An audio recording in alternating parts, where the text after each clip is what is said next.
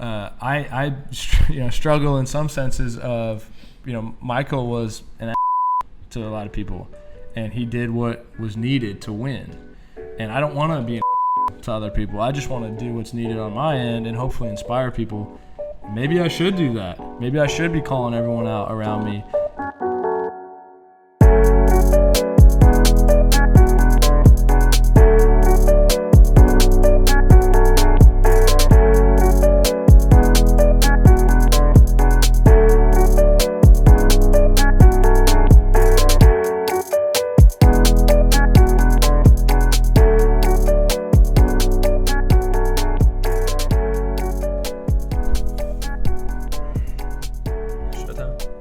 Morning, everyone. Welcome to the Real Estate Podcast. Got my buddy Coffee Black, Alex Kaufman, Monday morning, and we had a great weekend. I know you were working on some stuff with your license, and today we wanted to talk about the value of partnerships and kind of the idea of why to do partnerships. We have multiple partnerships, and it's a concept that we've gravitated to over time when we've kind of seen how these things can blossom when you find the right people, and you can turn something into more than what would be there with just yourself. And so I'm fascinated by this concept, and we've got 4 of them in the works, and we're always looking at doing new ones. So I think what the point today was to kind of explain our mindset with partnerships and how we see the value and maybe how we can provide value to other people that are looking for partnerships. And it can be super scary. Half the people that we partner with have never done them, or they maybe don't love the idea. And they feel like, this is like a huge risk, and we just kind of jump into it. But we make sure we find the right people. So I know this has probably been crazy for you joining the team, and now there's all these new partnerships. What do you think about all this? I like it a lot. With each one of the things that we're doing right now, with wholesaling or acquisitions, with construction, with lending, what was the 4th one you're talking about? Leasing. Oh, yeah, leasing. So I love it. Yeah, it's fun, right? Due to the fact that now we can venture into, 3 different areas that we weren't already ventured into. Right. With the right people, and those branches can start taking off. I mean, it's very exciting to me. Yeah. I've always wanted to be a bank, and I've always been very fascinated with construction and lending specifically. And now it's it's a dream come true, really. It's being able to get paid and to be a part of these companies and learn the entire way. I was talking to someone the other day, and I was telling him that, I want to just go out to, if our partners don't mind, just go out to the construction site and just be just look at what's going on. I want to learn. I want to see what's going on. They're going to love it. Right. Yeah. So I'm very fascinated by that, and being able to immediately have revenue and immediately have a presence in each one of these businesses, while not having any knowledge on my end, but being able to learn along the way. Yeah, but also I think it's there's a reason that people are partnering with us, and I obviously believe that the knowledge is important, but putting in the work, man, the fact that you're going to show up to the job site, you don't need to know everything, but you can come in there and provide a lot of value on obviously learning it, but marketing it, selling it, talking to people, soaking it in. They took a big bet on us, and that's what's so cool about these things, is that they see value in us, we see value in them. 1 + 1 = 3. Not really, but that's if it does. If 2 things come together to be something bigger, then that's what's super exciting. So to break it down one more time, is we've got tree construction, tree lending, which is tree capital, which is not really hard money. It's more private mezzanine type funding. And then we have tree leasing, and we have tree wholesaling. And it sounds like a lot. I'm having these meetings every day, and it's almost hard for me to explain it, because I really don't want to come across as, this guy's all over the place. the old thing of the jack of all trades, master of none, right? That's not who we are, and that's why we brought on partners. That's the thing, is all of our partners are masters. Right. So that's what I'm saying is it's hard to have I'm trying to figure this out, because I have to adapt on every meeting that I do, and I don't want to just I don't want to leave someone with thinking we're all over the place, because we're not. Like, we have really focused in, and it's just super exciting. But finding the right people, letting them go kill it. And what I've realized over time is subconsciously over the last 9-10 years, I've soaked in everything I possibly could, and then it just kind of comes out randomly wherever whenever I need it, I guess. So, and let me give you an example, is that I read this book called Trammell Crow Master Builder, and he's the all-time real estate developer. And he was so successful, he started in Dallas, and he had partnerships all over the world. And the reason he was big was because he had partnerships, and he would find local operators to basically run the show, but then he would be the backbone and support them. And that's what allowed him to be a global real estate developer. Like, he would do stuff in other countries. And I think I took that in, and I was like, man, that's how you go do it, versus just trying to go be a developer in every country or every state. Like, you can't do it on your own. So I've seen tremendous value in that. And then another company called Canopy Rivers, and they basically invest money in other companies, and they own like 20%, 30%. Mm-hmm.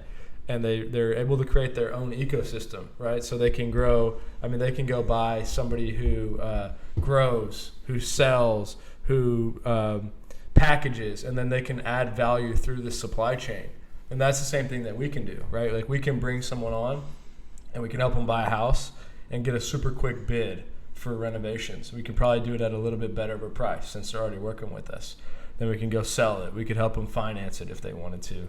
We can help them lease it. We can help them manage it. So creating this ecosystem where all things can benefit and value is freaking amazing. You know? And that's the goal. Like, we're early on. We're trying to build it. We have the management. We have the brokerage. But these things that we're trying to build are with people that have already been doing it successfully. So it's really unique. Like, we're not starting off new. We are new, but we're taking over existing aspects that these people, like our tree construction partner, has been doing construction for 12 years. He has 10 jobs right now. So, man, it's just like going to be amazing if this actually works out the way we want it to. And as you know, like, some partnerships fail, and it's not going to bother us. We take risk and we move on and we adapt. I don't think that this would happen. Like, we've vetted these out. I've known all these people for 2, 3, 4 years, and at some point you just have to take the risk and jump in and see what it looks like. Yep. What's most important to you in looking for partnerships? Starts with we have to like them. I never want to do a partnership with someone I don't like. Just the vibe and how you mesh with someone's critical. Even to things that you believe in, like what you believe in, maybe spiritually. That doesn't have to be like we agree on everything exactly, but like we have similar values. And then it's people with different skill sets. If someone has the exact same skill set as I do, then I don't know if that's going to work out or not, right? I mean, I'd love to go try and meet someone like me and team up with them and do something, but I'd rather have someone that complements my skill sets. Right. And so, like, for an example with you, we're totally different, right? And so that's why it works. Like, I like to run a gun and be out, and you're helping kind of run it and stay organized and keep everything on track. And so, I don't know, man. I feel like a lot of people are scared of partnerships, and could be rightfully so, but they hear a lot of negativity, and it's a marriage. And when I do these partnerships, I tend to throw the idea out really quickly, and sometimes it scares people. Like, on our first meeting, I'll throw the concept out, but every time I've ever done a partnership, it takes a long time, right? Like, you've already seen it with Doreen on wholesaling. I mean, I don't know. I've honestly been talking to her about that for over a year and a half. Yeah. And somehow it's just, and I guess it's because you came on board or some other factors all combined. It's like they all happened at the same time. I've always wanted to do this. I've always wanted a construction partner. I've always wanted a wholesale branch, and I don't know why, but they all happened literally in the last week. But they've been 2 years in the works. Yeah. And I've done a construction partnership that didn't work out. That's kind of like what I said. But I'm not going to give up on it. Just move on, try to find the next. Get back up, dust yourself off. Yeah. Well, I think it's very important, and it's extremely exciting, you know. And that's the cool thing about partnerships is, at least with all these partnerships, you and I are playing the same role in these partnerships, and those people are playing their role in that partnership. And I think that, I think that partnerships can be scary to people. I think that a lot of people, like myself, which is something I had to get over, is being in control of everything. I like knowing what's happening here, and not really relying on somebody else to make sure the job gets done. And I think that is one of the main reasons that people are scared of partnership, is they're scared of letting go of that control. Sure.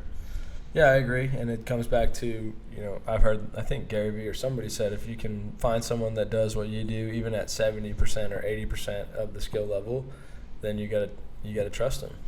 Yeah, well, I mean, that's the thing is, no one's ever going to do networking like you do. And honestly, maybe I just think that, right? And I'm sure there are people that can do it 100 times better than me, but no one's going to do it exactly like you will. Right, that's right. And that's probably how you think that it needs to be done. And it's never going to happen. Right. But I might even, but that's what I'm saying. I think it should be done that way for the most success. I could be wrong. Someone else could have a totally different way to do it and be way better. Right. So that's the whole thing. It doesn't even matter. I get what you're saying, but I think that the lack of understanding that is what prohibits a lot of partnerships. Mm-hmm. Or why a lot of partnerships don't work out is because there's this tunnel vision view of it needs to be done this way, like this. Yeah. Right. And that's why these things, like I said, I toss the idea out, but then they take 4 or 5 months, 2 years to happen, is you have to have the conversations and communicate. That's key. Communicating the roles, communicating what's important, communicating what you're scared of, communicating what your goals are. Like, that's critical, and you do the best job you possibly can, and then you take the risk. And I think what would be cool to explain, like, we're open book, full disclosure, is the way that we set these up and the way that we view them. And so one aspect of it is that we believe with just our marketing and our sales and our connections and networking that we can bring 25% of the value to a new company. So a lot of companies will pay 25% for a lead. At least. That's the first part. Yeah, at least. I mean, it's probably worth way more than that. And I'll give a kind of a decent example. The construction partners that we're talking to, they do over $1 million in revenue. So they're probably at 20% profit. So let's say $200,000 in profit. And they were telling me yesterday, like, we're taking the biggest risk here because we have an existing business. And in some ways I totally agree.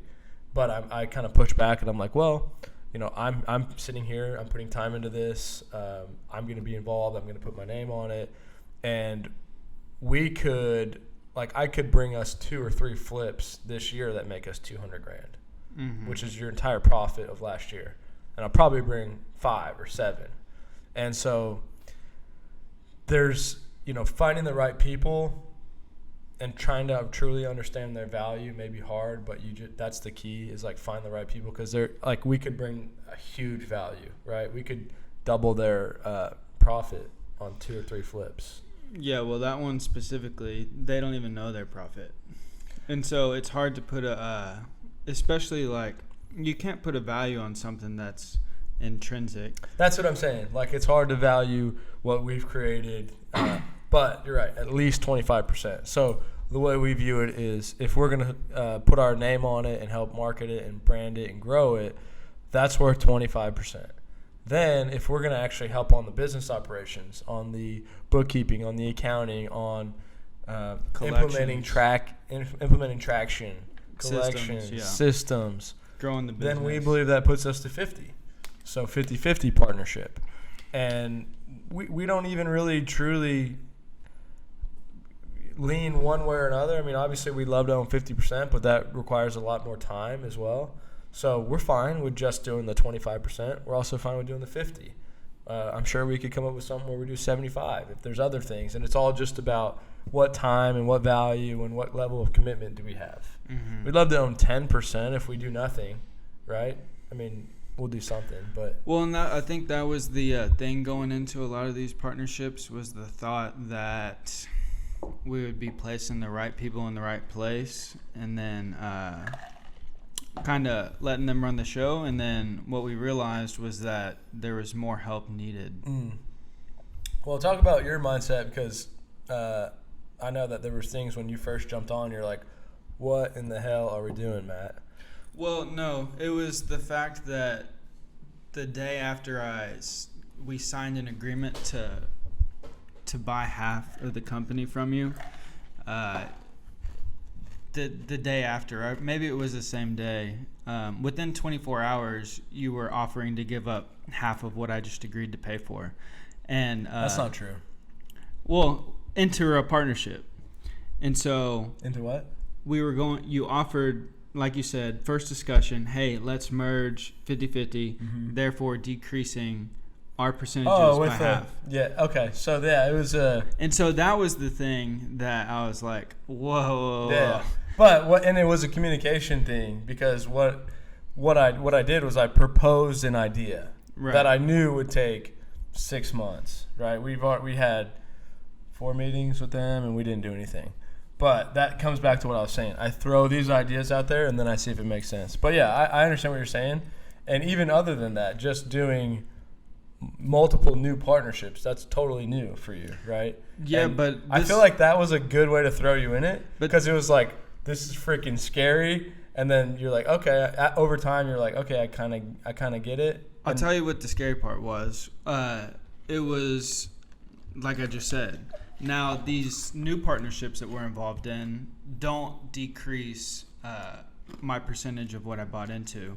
It is a smaller percentage of something new. And so it's much more interesting and much more easier on the front end to... Yeah, but that's not the point. Isn't like whether your equity or my equity decreases is not... That's one part of the equation, right? It decreases for a reason. Sure. But I'm just telling you. You asked me. Yeah, no, I'm glad. It's important. I want to lay it out, because I'm trying to walk through where we got to today, because I know that there's an evolution of your mindset on partnerships, even with just doing it with me, and because it's just, you had a couple partnerships, now you're having triple that amount in not that much time. I'm trying to walk through the process for people that have never done a partnership, are looking at one and are scared. It's not about the specifics of that first deal. Like, yeah, that... For me, it was. I don't mind partnerships. I like partnerships. Yeah. For me, partnerships, there are some very important things. You know, it's almost... Of course, it has to make sense financially. Of course, it has to make sense, business-wise. But other than that, a huge part of it is who I'm working with, right? Their values, what we believe in, will we be able to work together, is probably, equal importance to me as if it makes sense business-wise. Right. If it makes sense business-wise and it doesn't make sense on that end, then I am not going to be eager to do the partnership. Right. If it makes sense on that end, but it doesn't make sense business-wise, same thing. Yeah, it's gotta make sense. Every part of it, this whole discussion that I'm talking about over 6 months, every time someone opens their mouth is important. Seriously, like somebody could say one thing like, "Oh, I don't believe in like doing something this way," and it's like, "Oh man, there's like a fundamental flaw. Like we can't do this deal." Right. And so that's why it's like vetting these things out and having these conversations over a long period of time. And it's not like you're just going to be like, oh, he said that, like, I'm off. We got to maybe I'll push back. Well, what do you think about this? And, like, you could change someone's mind, right? And so it's actually really good to have those conversations. Like, if someone says something like that and you're like, well, I disagree and here's why. And then if you come to a conclusion on that, it's like, okay. we've already resolved one kind of fundamental difference, and we can resolve differences moving forward as a check mark, right? Constantly picking up these little signs. Yeah, well, and if anything, that process is kind of an overview of what working together will look like in the future as well. That's what I'm saying. Yeah, 100%. And, sometimes I've done these deals where I've met with people and they assume that a deal is going to get done just because we're meeting, and it's like, no, this whole process is an interview. And I've done it before where I've had meetings over 6 months and not done a deal, and how you go about explaining why you're not getting a deal is important. And that's a little bit tricky because I throw the idea out quickly and I get excited, other people get excited. And then after that, we might pull out and people could get upset. Yeah. Well, and back to the evolution of partnerships too. You're talking about breaking down my view of them for people who haven't done any partnerships before. Sure. I think it's very important to do partnerships, for the whole reason we're talking about. But, again, they have to make sense, and they have allowed us to grow exponentially within a matter of 60 days, right?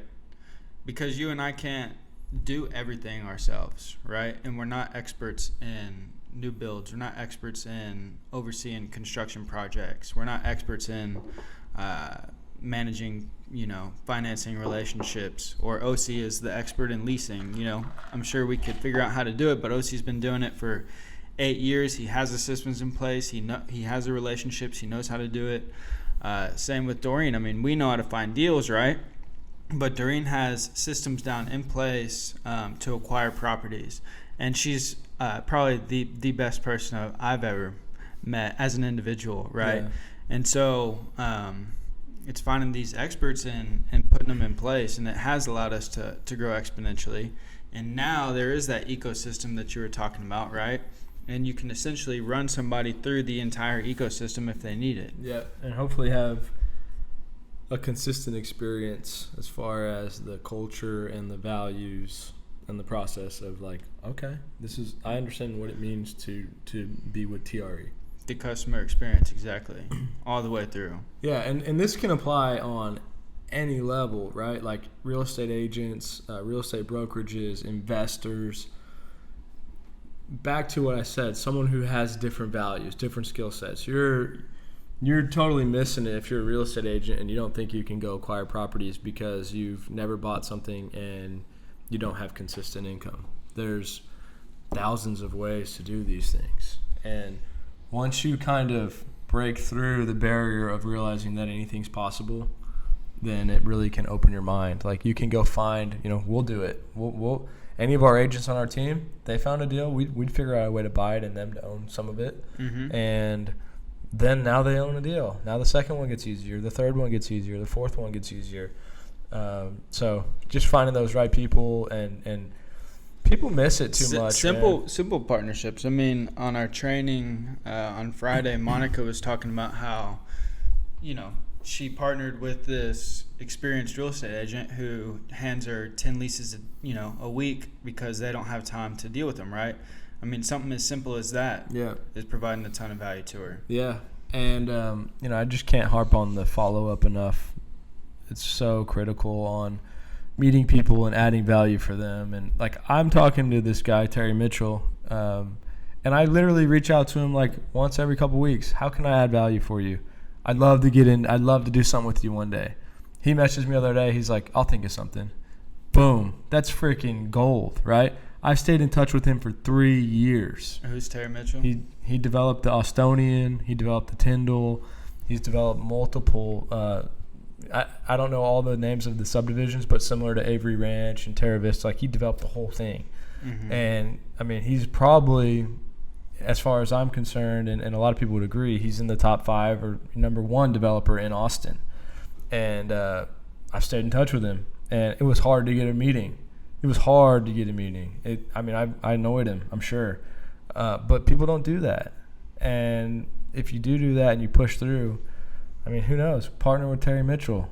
that'd be freaking amazing. But that's literally a 3-year process, you know. And the following up, and I've constantly reached out to him, how can I add value for you? What do you need? People just miss that. I don't know why. And maybe they just don't want to do it. And maybe I'm just lucky to have seen it and I just get it.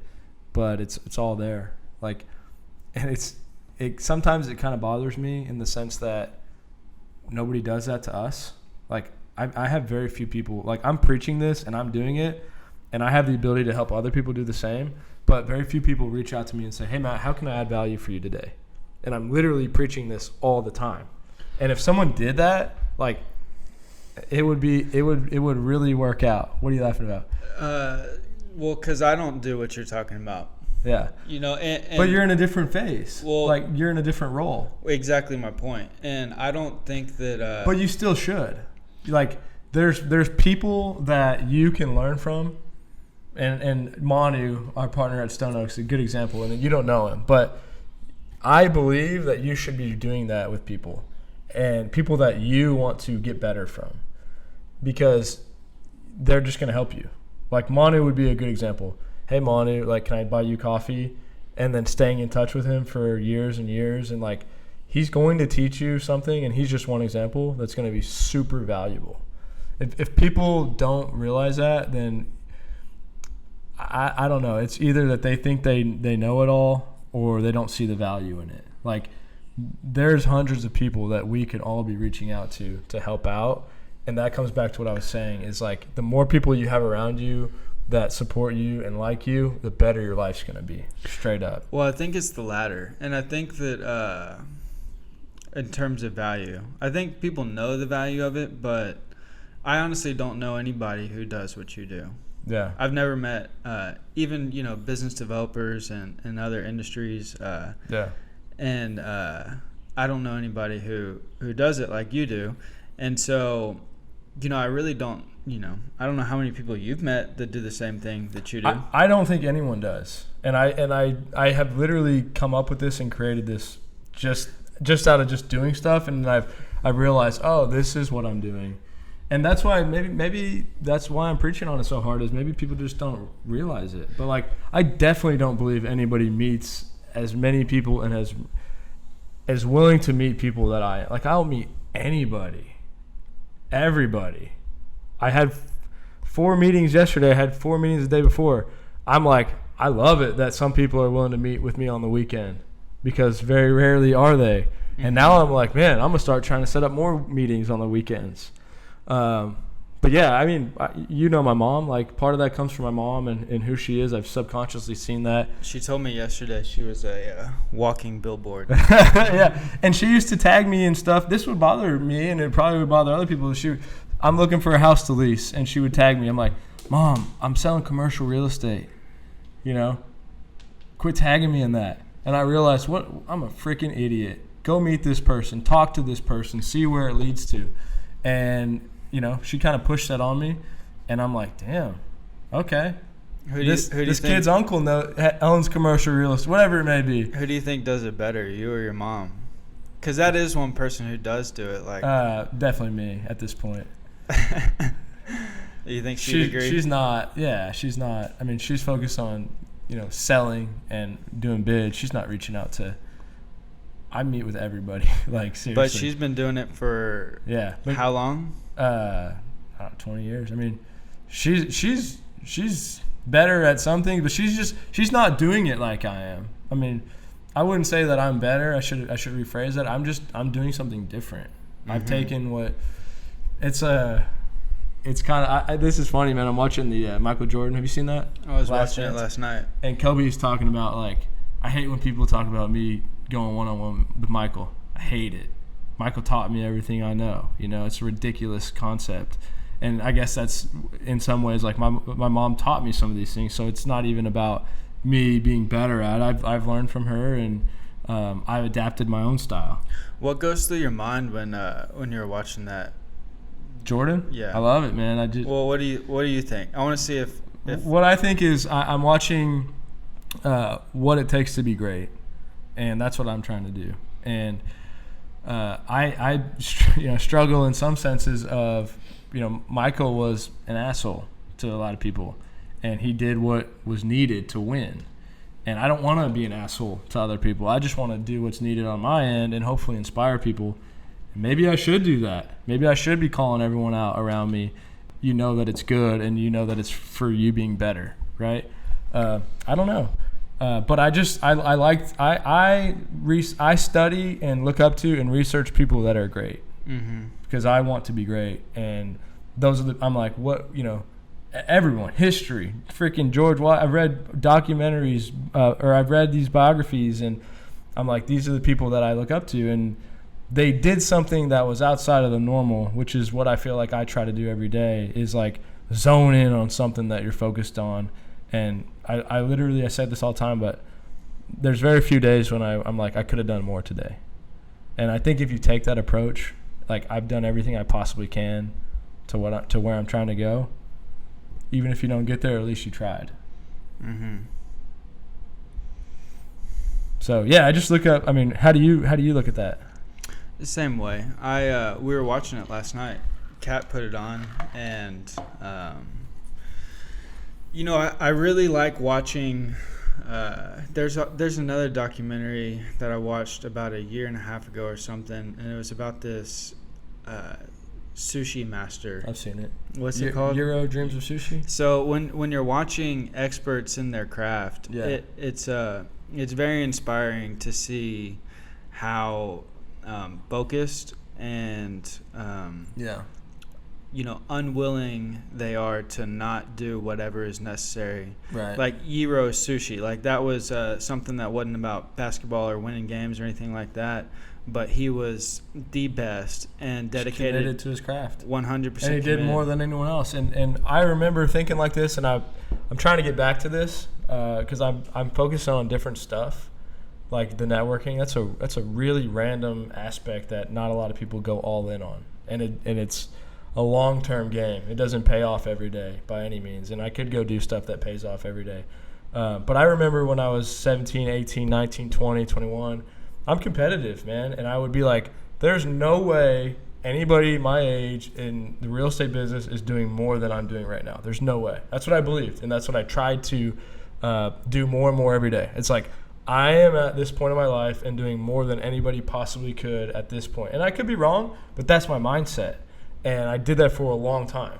And, that's just the competitive nature, like back to wanting to be great at something is – that's what it takes. Not great, but see, these guys don't want to be great. They want to be the best. Want to be the best, yeah. And I'm literally writing contracts at 11:30 at night, 12 o'clock at night. Freaking, like, my head's racing. I'm like, whoa, man. No one else is doing this. I love it. So, I don't know, man. But try to inspire people any way we can. Try to be open book. Try to give color on where we are, what we're doing, what we're passionate about. Hopefully this is valuable for people. You want to talk about the next little partnership we're trying right now based on your 10:30 p.m. Facebook post? Remind me. The Apprentice. Oh, yeah. We're looking for young hustlers to come join the team. We're looking for people that show up and do the work and put in the time. We're looking for partners in multiple cities, multiple states. We want to – everything we're doing here, we'd love to recreate, right? Tree construction, Montana, New York, whatever. It comes down to finding those right people. Hopefully this videos and these podcasts will help. People can maybe get to know us a little bit through these things. But, yeah, we want hustlers. We want young people that want to go get it, that are hungry, that basically want to come and show us what they can do, and we want to help guide them. So – we're here to help. Hopefully this is valuable, guys. Please click the link below. Subscribe to our YouTube channel. We're just trying to give everything we can, and hopefully this is valuable. If you're an agent looking to learn more information about our brokerage, click the link below. Fill out the form. We'll get back to you. Also, reach out to us if you want to learn about anything else we're doing. We are an open book. We are here to help, and we are looking to add value to whoever and however we can. And we're super easy to get a hold of. I think that's key. It's not always easy to get a hold of everyone that is putting this out there. Call me anytime. 512-914-4806.